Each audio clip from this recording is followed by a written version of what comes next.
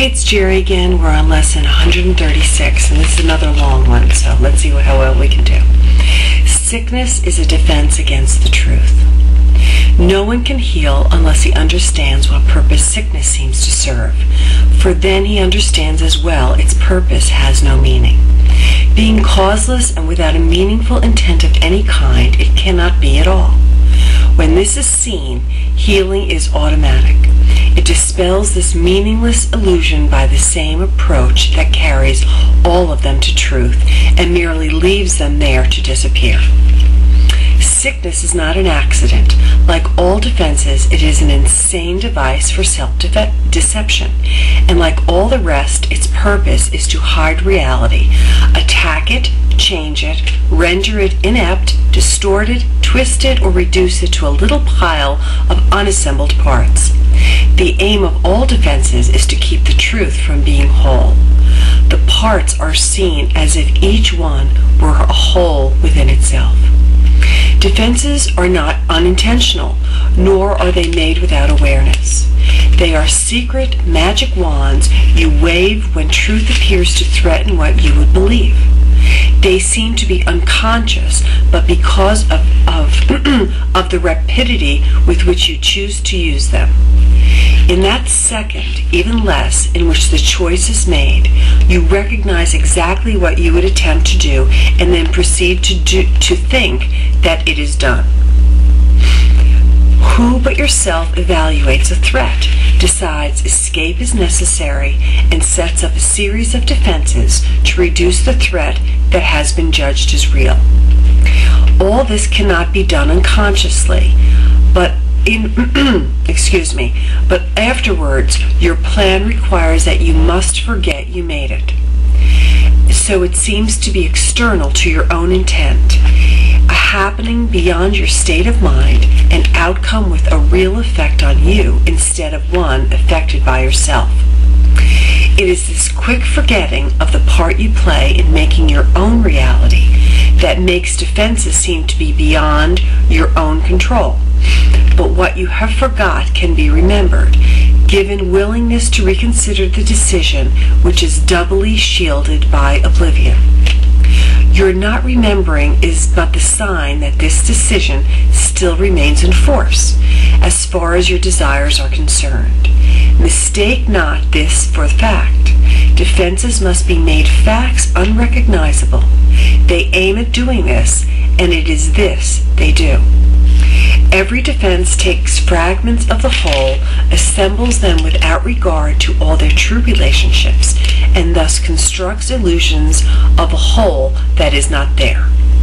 But this process that imposes threat, and not whatever outcome may result. When parts are wrested from the whole and seen as separate and wholes within themselves, they become symbols standing for attack upon the whole, successful in effect, and never to be seen as whole again. And yet you have forgotten that they stand but for your own decision of what should be real, to take the place of what is real. Sickness is a decision. It is not a thing that happens to you, quite unsought, which makes you weak and brings you suffering. It is a choice you make, a plan you lay, when for an instant truth arises in your own deluded mind, and all your world appears to totter and prepare to fall.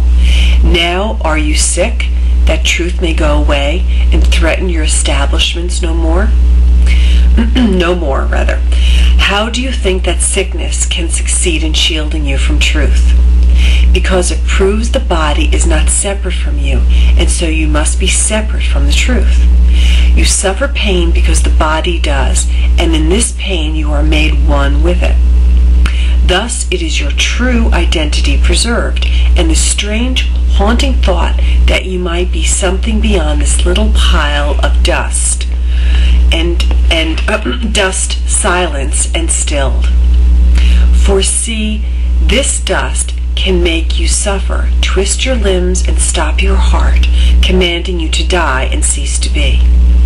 Thus is the body stronger than the truth, which asks you to live but cannot overcome your choice to die. And so the body is more powerful than everlasting life, heaven more frail than hell, and God's design for the salvation of his Son opposed by a decision stronger than his will. His Son is dust, the Father incomplete, and chaos sits in triumph on his throne.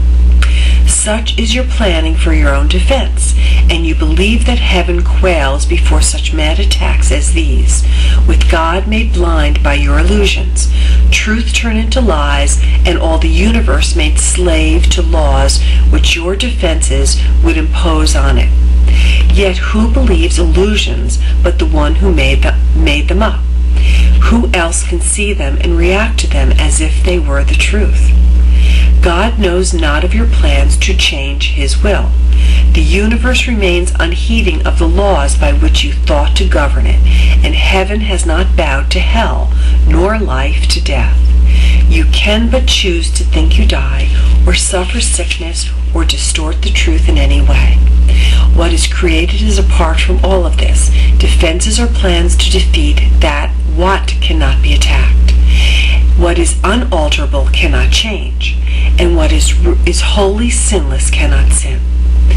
Such is the simple truth, as it does not make appeal to might nor triumph.